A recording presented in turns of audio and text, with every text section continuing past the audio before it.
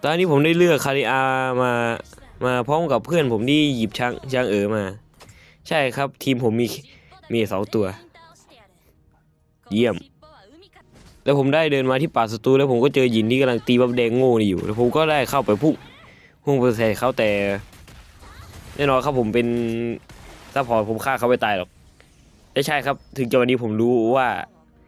เพื่อนผมอีช้างแม่งออกเกม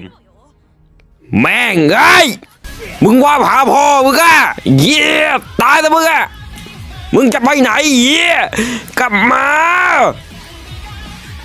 มึงไม่เข็ดเหรอทำอะไรแค่นี้กูเย้มึงก็อยู่ในป้อมแล้วจะปลอดภัยเหรอมันนี่เยี่ยตายไปสัตว์รู้ไหมกว่าจะมีเพื่อนเล่นมันหายากแล้วแม่งหนังสือว่าออกแล้วก็ชนะไป